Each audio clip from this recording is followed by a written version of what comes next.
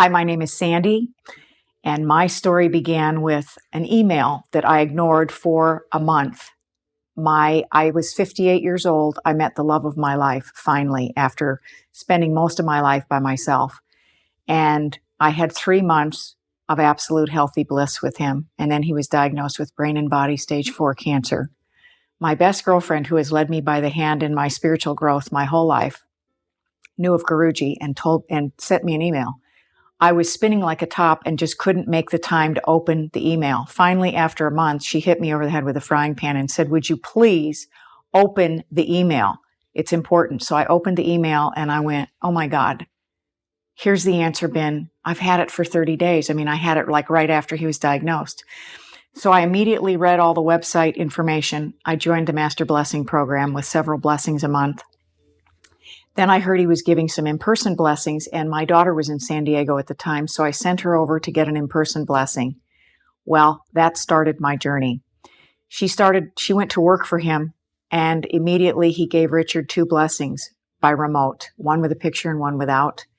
And Richard bounced back from full brain radiation, and it was like somebody turned the switch on again. And it was like, who's managing my money? Who's paying the bills? What's happening? This and that. And I remember standing back and going, wow, look at you. You are like complete again.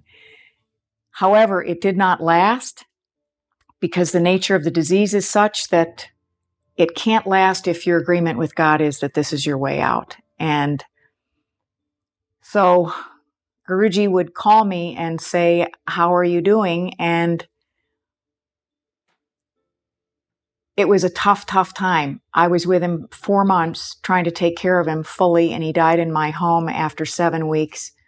And Guruji had said to me, "Because Holly works with me, if you need me, you call me." And so at the end, I called him and I said, "He's living in 2 dimensions.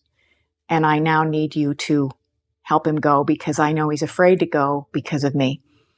And he did just that. And looking back, his level of pain, his level of awareness, his level of necessary and unnecessary pain meds was completely cut down. When I took him out of the hospital, I cut his 6 medications down to 0.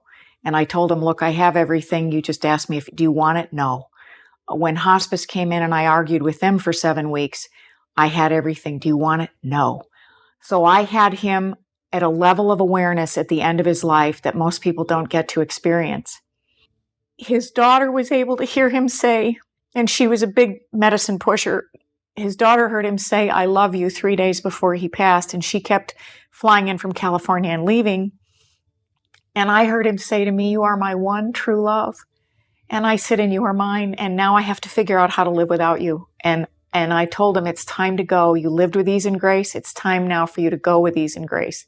So I believe that Guruji lessened his suffering, possibly sped up his end date, but we were able to do it without medication and without putting him out and sending him across to the other side aware and knowing what he was doing. And I will forever be eternally grateful for Guruji's assistance in connecting both of us to our divine, because I was able to surrender to the outcome and let go, and he was able to surrender and go with peace and know that I had this man in my life who'd connected me to the divine and I would be okay.